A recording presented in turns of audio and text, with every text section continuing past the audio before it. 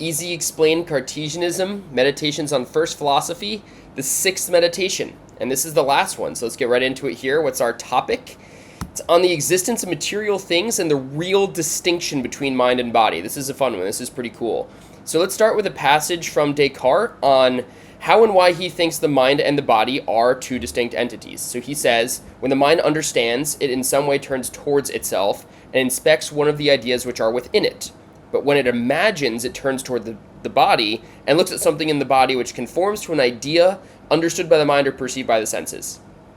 So he's saying there's actually a couple different faculties of the mind here, a couple different functions that understanding is of the mind itself, and those are the real, true, pure ideas that are essentially coming from God, from the formal reality of God. But then there's also this faculty, this function of imagination, of creating images, and it gets these from the body. These are the ideas we get from our senses and our perceptions of those senses, and these are the ideas that we can't always trust, according to Descartes. So they are two different distinct entities here, but he also needs to answer the question as to how and why they are unified and united, and how we as humans can be a combination of both. So it's a bit of a larger passage here. I think it does a great job, though. I broke it up into a few parts. So here's the first one.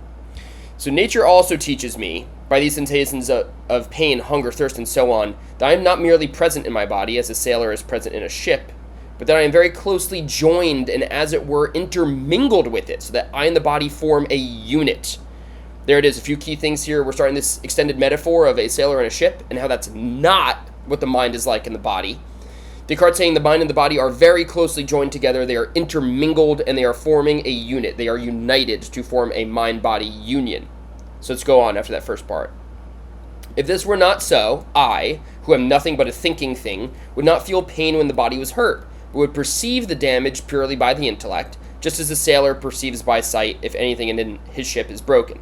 Descartes saying this is not the case, right? You don't just remotely or distantly think that your body is hurt. You immediately feel it and experience it. So he's saying he, as a thinking thing, is very closely united with the body.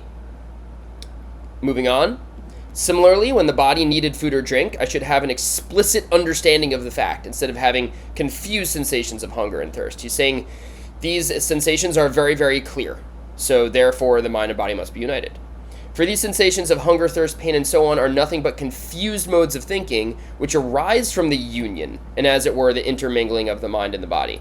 So he's saying, again, they're confused. They might not be 100% true. They might not be real things, but they come from this union. They're in your mind because your mind is united with the body, even if the body is not something that is 100% true and real and being of God like the mind is. So how are they connected? Let's look into Descartes' explanation behind how the mind and the body are united here. And he says the mind is not immediately affected by all parts of the body, but only by the brain, perhaps just one small part of the brain, namely the part which is said to contain the common sense.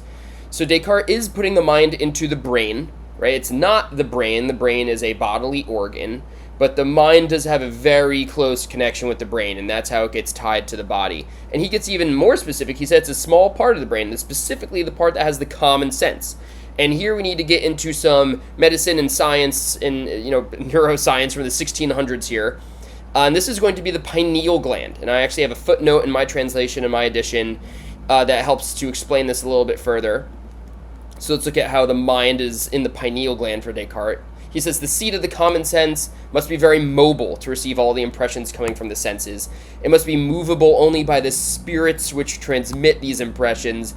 Only the conarion, or the pineal gland, fits these conditions. And this is taken from a letter he wrote to his contemporary Marin Mersenne from the 21st of April, 1641. So essentially, Descartes saying the mind connects to the brain in the pineal gland. This is also where the common sense is stored. That's how he explains and rationalizes this. And finally, to end the Sixth Meditation, he's addressing this objection he sees coming of, okay, so say the mind does perceive things from the body, and that's legit, but how does it determine the differences between asleep and awake? Because sometimes when you dream, it seems very real. And how do you explain this? So here's what Descartes has to say about how we know the difference between being asleep and being awake. For I now notice that there is a vast difference between the two, in that dreams are never linked by memory with all the other actions of life as waking experiences are. So yes, a dream might feel very real in your mind, but you don't remember it like you remember things that happen while you're awake. We tend to string those together as memories. They become very real experiences we remember for a very long time. That's not to say you can't remember a dream for your entire life, but it's going to be different for Descartes, and largely memory is the deciding factor there. So that's the sixth and final meditation. I hope this helps.